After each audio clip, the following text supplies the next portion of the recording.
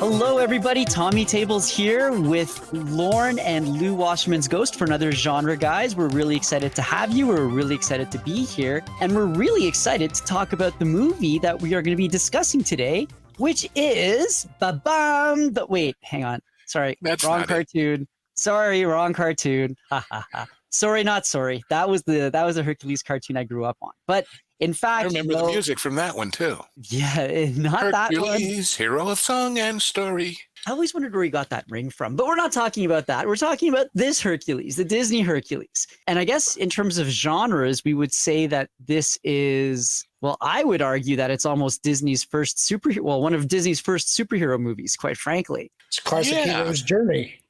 Literally, a journey to becoming a hero. And it's also, somebody mentioned, the first time that Disney touched Greek or Roman mythology since Fantasia. And something that I think is interesting, and we're going to get into this eventually when we get into the discussion, I felt that this was a movie that you don't really hear about. And I think that it deserves a little more discussion. I think it's a really good movie in Disney's pantheon.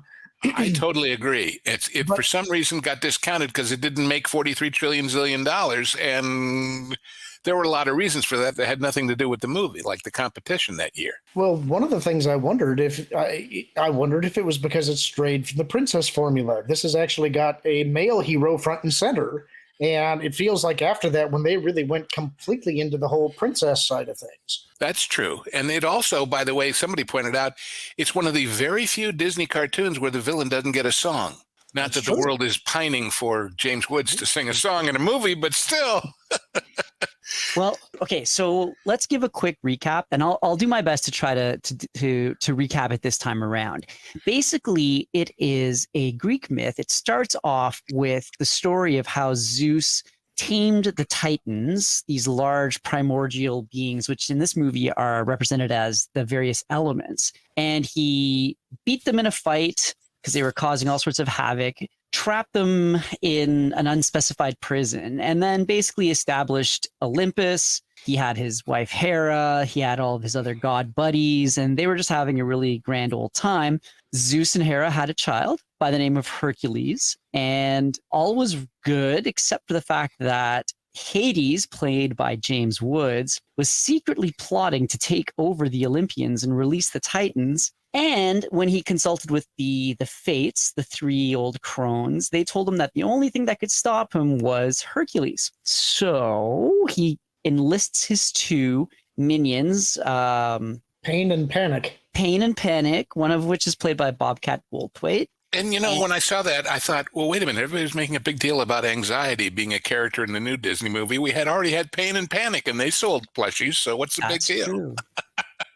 So Pain and Panic have a potion to make Hercules, the godly baby, mortal so that he can be killed. They feed him the potion, but they screw up, and the very last drop does not reach his lips, which turns him mortal, but allows him to keep his superhuman strength. And thus begins a bit of a quest for Hercules to discover his true identity. He goes through a fight scene montage trained by Danny DeVito in a fantastic role as the satyr Phil. And eventually, well, he meets a lovely lady by the name of Megara, who's secretly working with Hades, but has a change of heart. Hercules ultimately ends up foiling Hades' plot and reacquires his godhood. Because he proved himself a hero. And yet, ultimately, at the end of the day, he chooses to stay on Earth and live with his new lady love. So, guys, the thing that struck me about this film, and I hadn't seen this in a very, very long time, and it was very nice to have a rewatch of it, but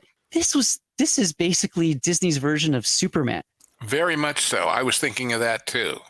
Yep. Especially because just like Lois in the first Superman movie dies and he turns back time to bring her back, Meg dies and he brings her back. Those moments really, really compared to me. I would argue that it's closer to Superman 2, because that's the one where he does give up his powers in the Kryptonian chamber. And that's when Zod and his minions take advantage of the fact that Superman's not around anymore. And he has to he has to decide to actually go back and reacquire those powers to defeat them. I mean, it's a combination of both, I would say, because you've got at the beginning of the film, Hercules, once he gets that potion stuck in him, falls to Earth because he's no longer a god. Similar to how Kal-El was rocketed to Earth, he's adopted by a kindly old couple who were always praying for a child, and suddenly one appeared from the heavens. The Kentiuses. He's got extreme strength right from the get-go. You've got the sort of, you've got his time in Smallville, so to speak, although he was a lot clumsier than Clark was. He's got a heroic mission that he has to find. Well, sorry, first he goes off seeking answers. He finds his father, Zeus, who's basically like Jor-El, played by Rip Torn. He gets given the heroic mission of becoming a hero on Earth. He goes to Thebes, which is like Metropolis. He meets Megara, who's basically like a Greek version of Lois Lane, you know, sassy, independent, capable, yet, you know, still all of those qualities. Like, I mean, she's Lois Lane, basically, except she's not a reporter. He's even got a cape, right? Like, it's just, and then, of course, as you said, Lorn, he loses his powers, voluntarily gives them up. He has to get them back. And it's just, how do I put it? The similarities to the first two Reeve movies are just unbelievable. And I never caught that before. Well, I think the important part about his journey, and this is what makes a hero work and why so many modern movies don't, is it's not that he needs to regain his powers. It's that he chooses, despite not having them, to go and face the danger anyway. Yeah. And absolutely. He has to go through these sacrifices. He has to give up the things that he actually wants to act in service to the greater good. That's what a hero does. And that's why hero's journey stories are so important, especially for the youth, is that it gives those adult concepts about self-sacrifice and giving up some of your childish dreams. About going the distance. Yeah. Which is the song. That's where you get the morals from these stories from. And this is where I think modern storytelling has strayed away in kind of a bad way. I mean, I was saying to you guys in the pre-show that we had, I wouldn't have recognized this as a Disney movie in this day and age. Like, this thing's got violence, it's got decapitations, it's got, you know, James Woods smoking a cigar on screen, it's got death, lots of death. Wow.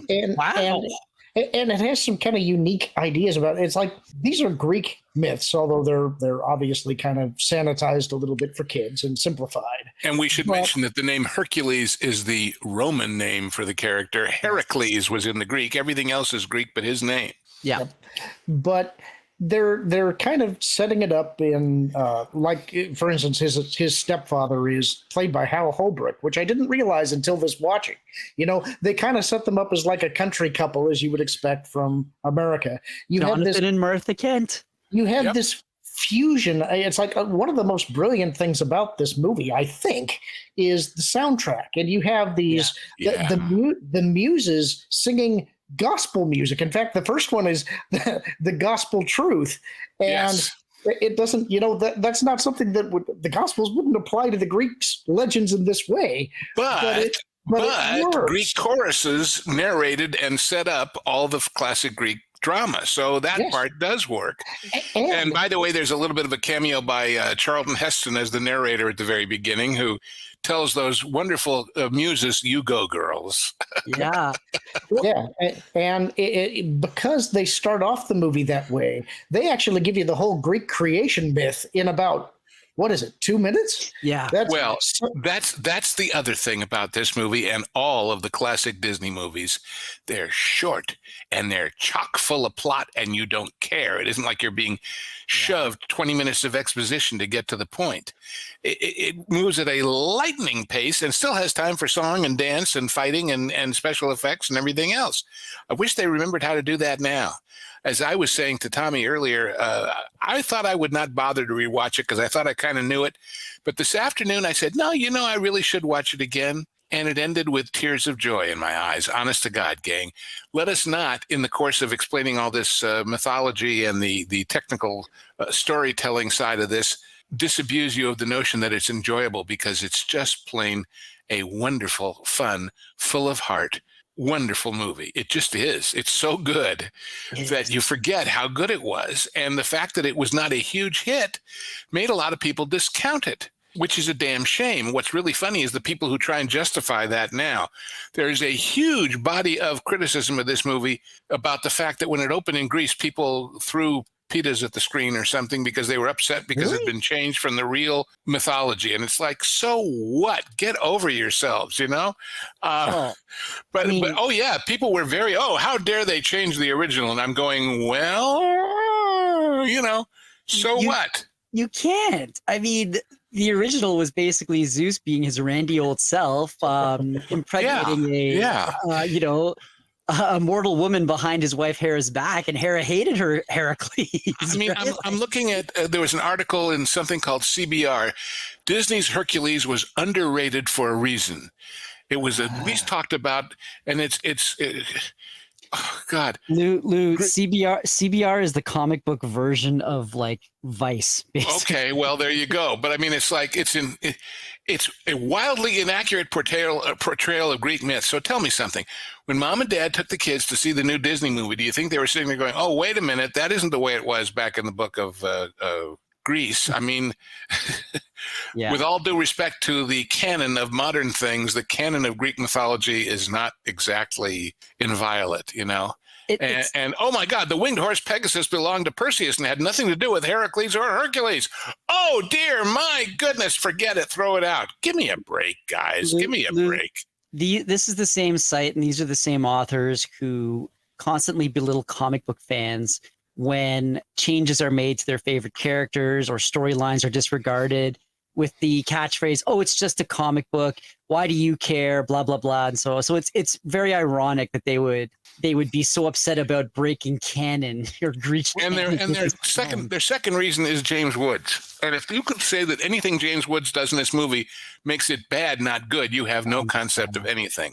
They're saying the other villains in the Disney classics like Scar and Maleficent and the Count and Hunchback are evil. But this guy, they say he sounds like Jay Leno as a used car salesman. Well, guess what? He's great. He's great. It is my favorite James Woods performance in anything. His favorite. In fact, at some point during the production, they were having money trouble, and he offered to forego the rest of his salary. And supposedly he told them, anytime this character appears from now on, I'll be happy to do it for nothing. That's how much he liked it. And, sorry, go on, Lorn. It's just hilarious. I think there's it's a little bit at the very end when Pegasus blows the flame of his hair out. It goes, whoa, is my hair? Oh yeah, and he supposedly they read all kinds of people for the part.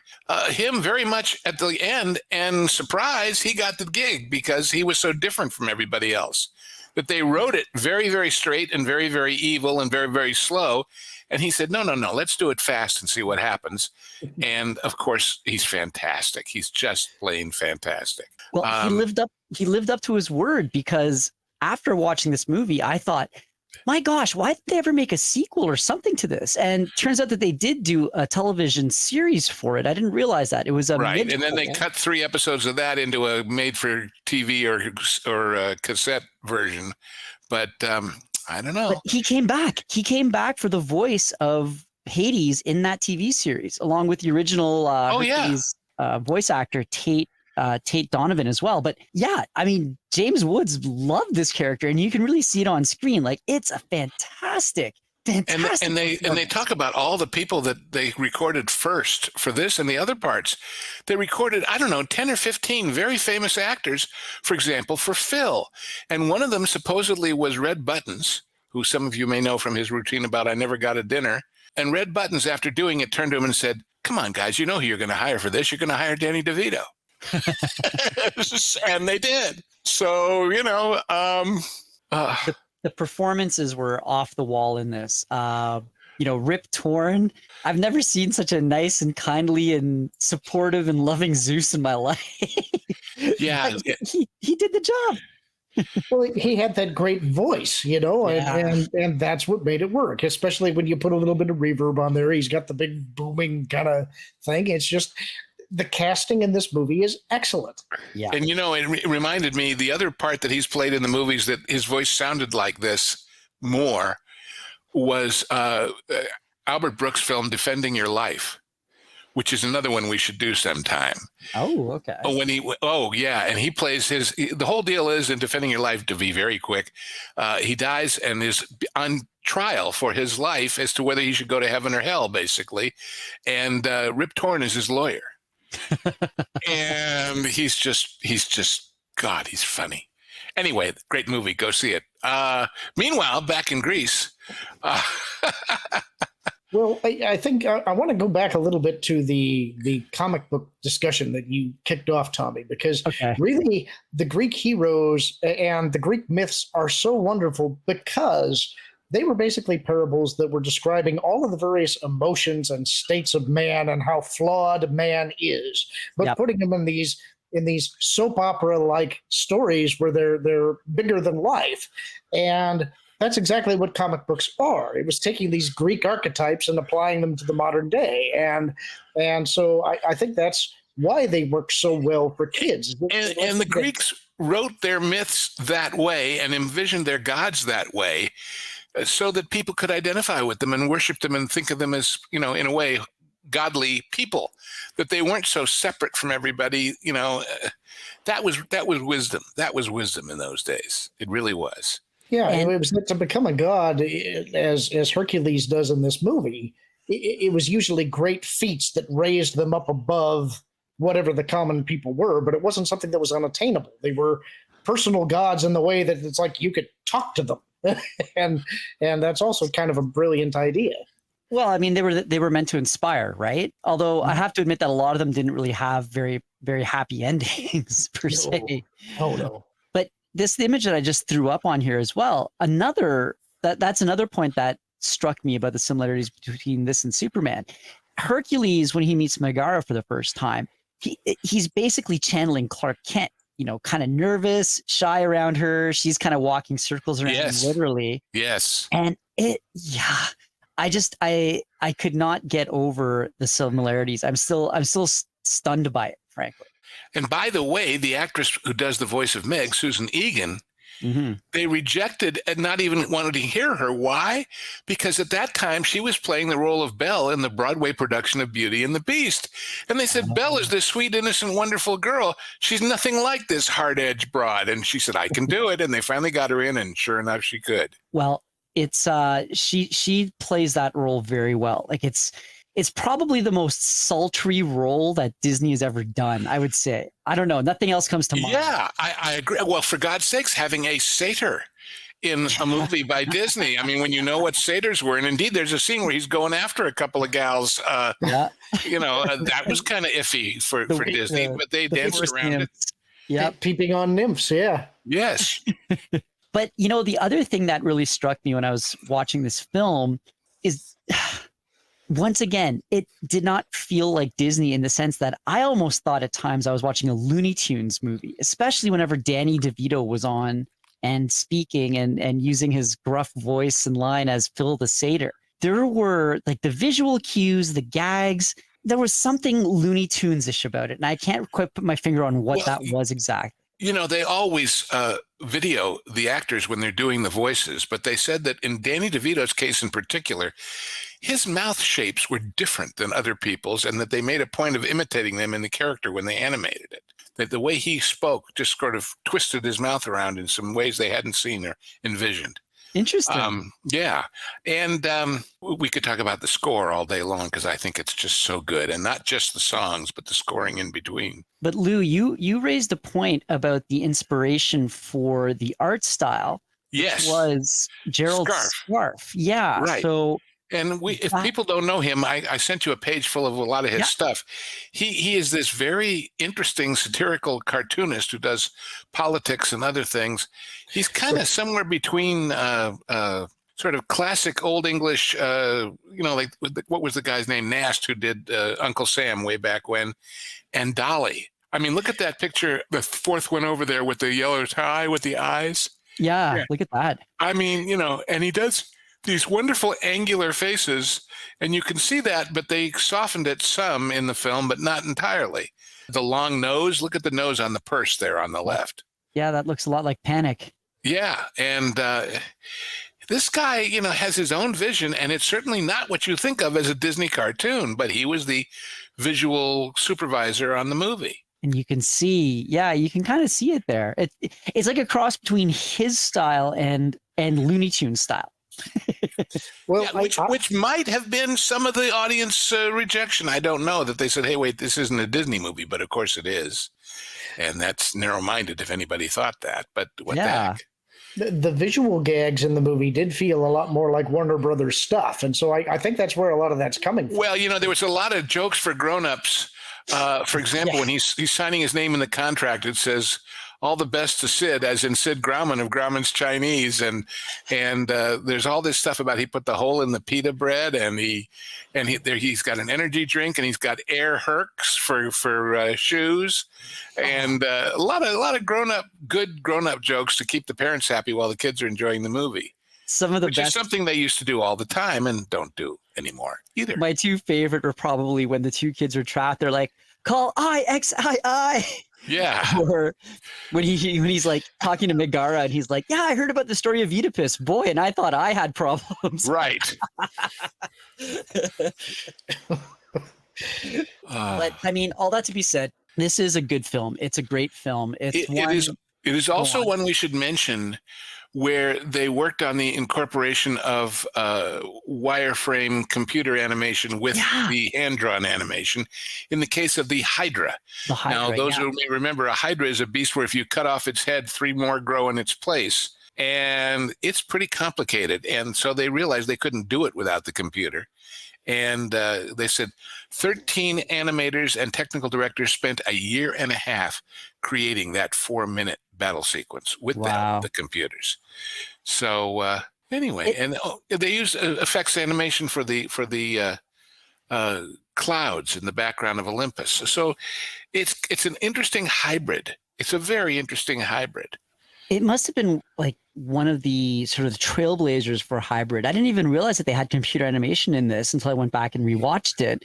And you're right, they really were able to blend it seamlessly, because I find that the best uses of computer animation in productions such as this one is when you're kind of watching it and you're kind of like, is this computer? Like it looks close, like it looks a bit too smooth, but you can't really tell without, really properly examining it. And so kudos to them for this. And on that note, something else that I thought was very, very interesting was when you watch the credits, they don't sort of scroll around in the normal way that credits usually do. In this particular instance, they break it down by each character, and they not only give the voice actor for the character, but the actual dedicated animation team that animated each specific the lead animators for each character, which is something they've done all along, but they never made as big a point out of it, I think, as here. I had never noticed really that before in a lot of animated films. So I might be coming to this, kind of ignorant about it. So I apologize for that. But for me, when I saw that, I thought, wow, isn't that neat? And isn't that better than just having like a giant wall of text of like all of the animators in just one lump kind of like scrolling by? I don't know. I thought that was fantastic. And that was a real tribute to the people who worked on this film. Yeah. And by the way, it's the relative failure at the box office, and I say relative because it made its money back, but it just wasn't as big as they hoped it would. As I said, there was a lot of competition. There were a lot of live action, big tentpole movies the same summer. But they did a premiere in New York City. They brought the entire Main Street Electrical Parade from Disneyland to New York just to parade down the street for the opening of this movie. Wow. That's a pretty damn big commitment, and they got a lot of flack. Mayor Koch was a little upset about turning over the city to Disney, and 100 members of the National Association of Broadcast Employees and Technicians, NABET, went on strike for a new contract from ABC, saying, I think the mayor gave the city away to Disneyland. And they told local merchants to dim their lights so that the parade would look better when it came down Fifth Avenue or whichever. And then a fireworks display and a party. This is also the first Disney movie to have toys from it in McDonald's Happy Meals. Really? Yeah. Oh, interesting. So there you go. And they had PC and PlayStation games. They had a Game Boy game. There was also a Disney on Ice version that came out before the film was released to try and promote it. So, But not for want of trying, as they say. but I mean, going back to what you were saying about this being kind of a quote unquote relative failure, this movie came out in 1997 and it had a budget of 85 million, and it had a box office of 252.7 million, Worldwide. which is respectable. Oh, certainly it is, especially then.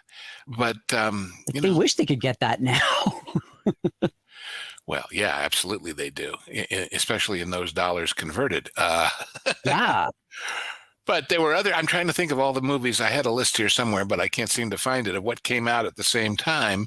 By the way, did you know that Donny Osmond auditioned to be the speaking voice? But Really? They decided his voice was too deep. Oh, my. So how's that that would have been interesting, to say the least. Let's see. While you're looking for that, Batman and Robin and Men in Black were out the same weekend, or the same summer. Which Thorne was also in. Yeah, I was going to say, Yes. Rip Torn was busy that year. Yes.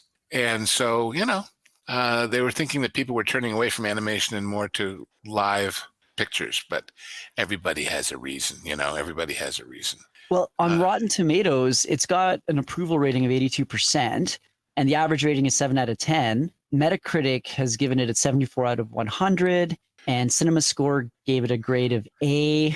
Well, A. I mean, I would have given it more. I really don't see where the criticism of this film came from. Like you guys said, it's 90-something minutes, but there is never a dull moment. There's never a part in this film where you're kind of like, oh, they should have probably edited that out, or okay, can you kind of hurry this up along? Like, it is jam-packed, yet it does not feel as though it's rushed, which is incredible. Interestingly, both Siskel and Ebert and other critics compared what Woods does in this film to what Robin Williams did in Aladdin. Oh, Totally apt. I think his performance is half the reason why I love this movie, because Yes. it allows him. It's like, not only is he playing neurotic James Woods, but when he loses his temper, he gets to go way out with it. And I just imagine he had to have a lot of fun playing this role. And the contrast from being I'm going to tell you exactly what we're going to do. And then he's screaming at people, and then he's back down and screaming. And, oh, wait, let me collect myself. He shows that the guy obviously has his passions and his desires, but he's trying so hard to come across as a good guy and so hard to come across as somebody under control, when we can see he surely is neither one, so that's a conflict you don't expect in a cartoon. Let's put it that way. well, what I find very interesting, though, is that there's been such a rash of these Disney live action remakes of all of their various cartoons. I'm surprised they didn't do one for Hercules. Well, here's an interesting thing. They had planned a sequel, Hercules 2, The Trojan War, which he was going to be living in Athens with Meg and their daughter Hebe. However, when his old friend named Helen gets captured by Paris of Troy, he joins the Greek army and goes to war. And guess who canceled it? John Lasseter, when he came in and said, all these direct-to-video sequels are over, gang. Oh. So there you go. There's somebody to credit or blame with it not happening. So I do think the direct-to-sequels were cheapening the Disney brand. I think it was probably the right call. Yeah. But it is kind of a shame that this never took off beyond there. The story of Troy is something that, it's kind of hard to imagine how you would humorize it.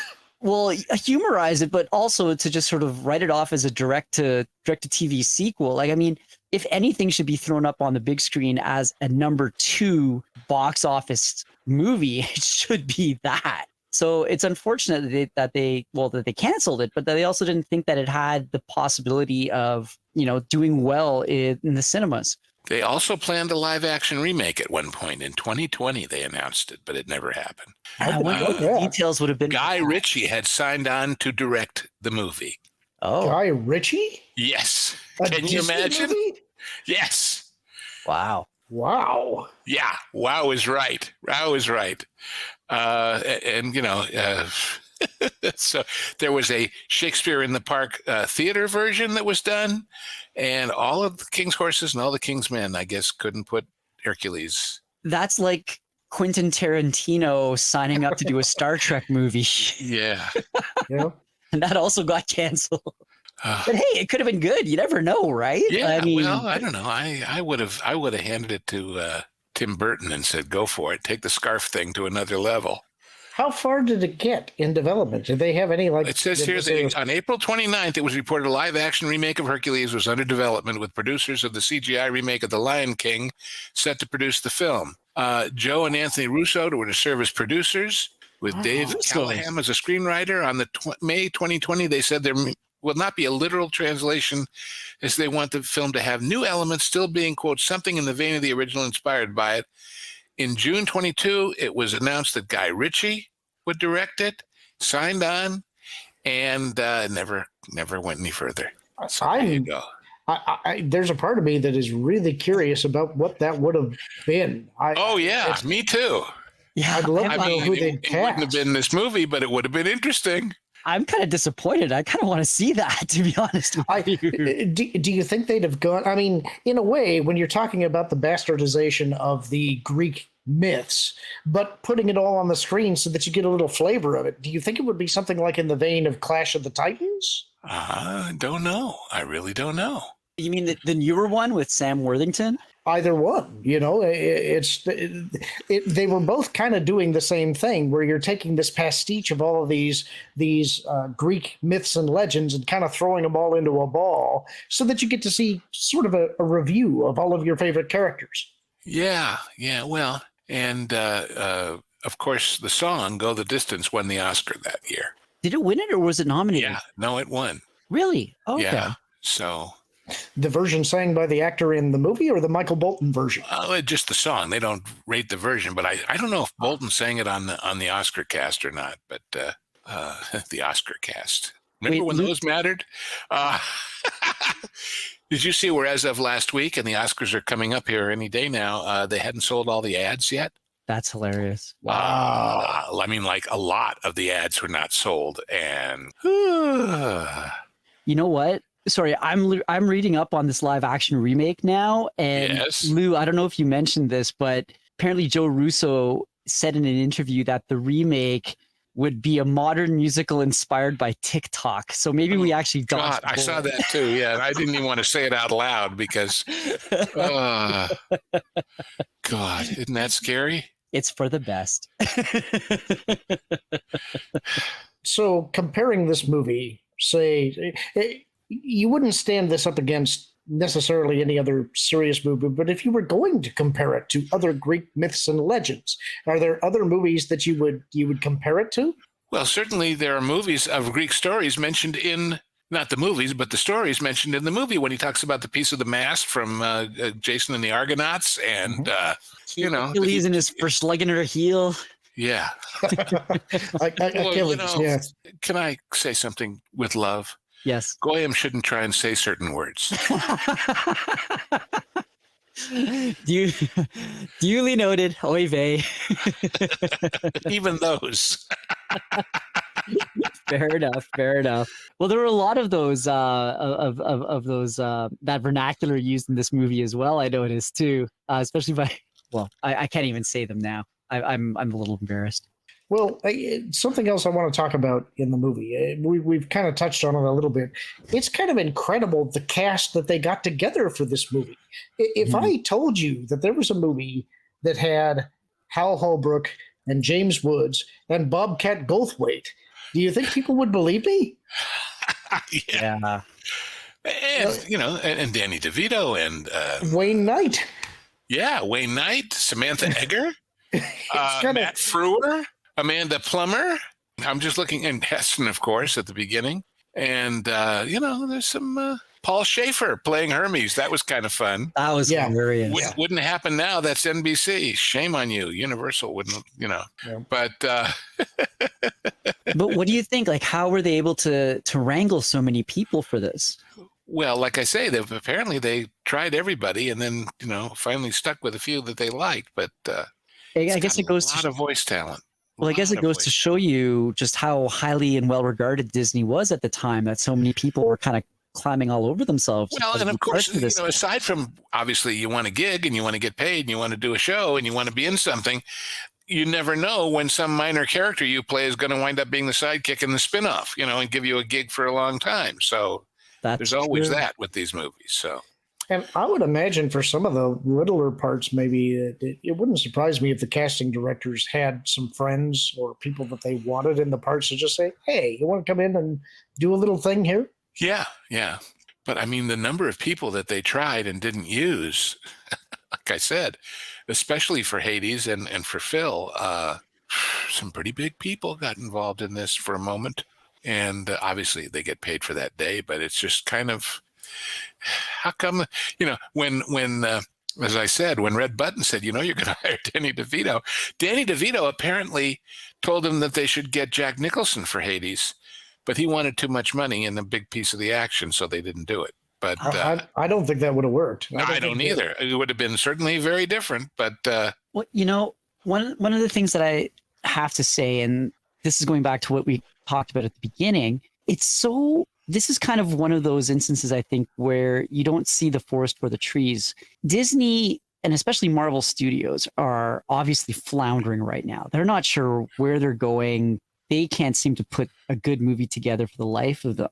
They have in this film a perfect comic book movie, something that they could reference and use, go back to a template, basically following what this thing has done. And it staggers me that they haven't even considered that, or they don't know what they've got, I guess. They couldn't possibly today, because Meg actually does act as a damsel in distress. They actually reference that directly in the movie. They would never allow that. Yeah, now. well, even if we know better, you're right. You couldn't say that now. I'm continuing to see the people that they auditioned. Originally, John Lithgow was going to be Hades, and they worked with him for 9 months before deciding that wasn't going to work. Ron Silver, James Coburn, Kevin Spacey, Phil Hartman, Rod Steiger. They even had Robert Evans, the producer, Michael Ironside, Terrence Mann, Martin Landau. They reached out to Jerry Lewis at one point. Wow. That's just astounding to me. I think James Coburn actually could have been kind of fun. Yeah, in a kind of a little more urbane, a little more, I don't know. Yeah, well, if you think about the bad guys he's played, if you've ever seen, and that's a movie we should do, by the way, a movie called Looker, which is a Michael Crichton movie with, and he's the bad guy, and he's wonderful as the bad guy. These beautiful women are coming to a plastic surgeon saying they want 1.8 millimeters off this part of their nose and 2.7 put on here. And it's because they're trying to be, quote unquote, perfect, because bad guy is creating videos for commercials that have hypnotic messages in them that force people to buy the products. And is using these women as models, after which they will not be necessary because he will have, yes, the AI version in his computer. So talk about a movie that looked way ahead, as a lot of Crichton stuff did. I'm still kind of thinking about Michael Ironside. That would have been interesting. Yeah. Wow. Yeah. So for those of you who aren't aware of who Michael Ironside is, just go and watch Starship Troopers or RoboCop. Right. Or Highlander 2. Gosh. Well, so here, let's ask that quintessential question to the both of you. What was your favorite part of the film, and what was your least favorite part? And I'm going to start with you, Lou. Oh, well, anything that James Woods is in this movie is gold. Yeah. Anything. And I give honorable mention to Rip Torn. Danny DeVito is doing Danny DeVito, and that's fine, and it works, but no biggie to me. But I guess maybe, although obviously, as I said, the Greeks drew their gods to be human in their emotions, you don't expect Zeus, the god of the universe, to be such a proud papa with all of that stuff going on, and he plays it wonderfully. Least favorite? I think a lot of those things he does with the townspeople to impress them with being a hero are a little belabored. Even in an hour-and-a-half movie, it drags a little for me in those sections. Fair enough. How about you, Lorn? I'm going to agree on James Woods. He's the whole reason that I love this movie the most. Also, the music. I think the music is just fantastic in this movie. The casting is excellent. I'm having a hard time coming up with a low point. I really enjoyed all of the subtle little references they put to other Greek legends in there. I just have a good time with it. So I think I'm going to have to beg off the bad part. I think the thing that I love the most about it is just it is a pure classic hero's tale. And it's something that you can show your kids without any concern. It's something that you would want to show your kids. It's something that you hope your children would be able to watch and emulate and learn from. And so I think in that respect, I love it. And of course, you know, there are a lot of other things that I like James Woods, everything. Perhaps as for what I didn't like, well, there was nothing in this film that I didn't like. I think it would have been interesting if Rip Torn had given Zeus, made him a bit more mischievous. I think Zeus was played a bit too, how do I put this? A bit too straightforward. It would have been neat if at times you would have had him kind of harken back to the Zeus of original Greek myth without, you know, going that deep into it. That would have been kind of cool. I've never seen Zeus portrayed as such a upfront, proud papa-ish guy. Like if you're looking at him as if he's like a stand-in for Jor-El, then yeah, but it didn't. Without the like mysticism, and that's good, because I tell you why I think they did what they did with him and why the actor did too. Okay. He has to first and foremost be the authority of all the gods, the boss of Olympus, the guy that made it happen.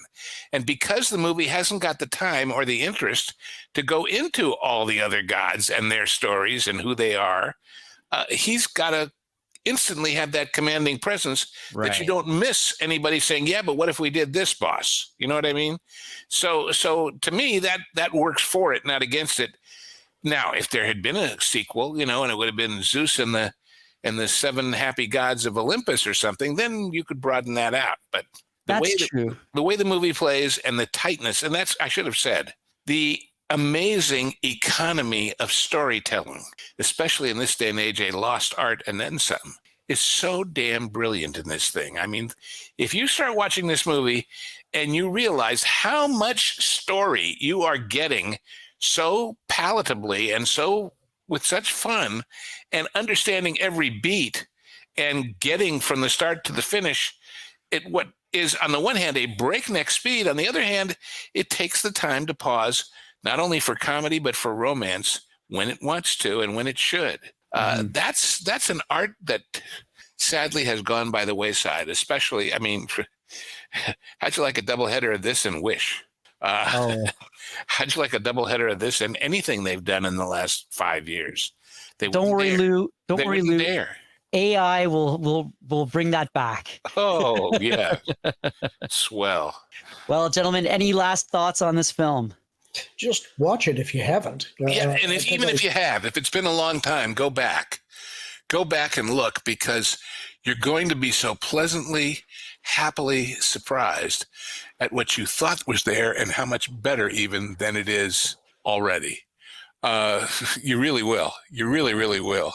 And we'll go from going the distance to maybe going a little too far next time, I think.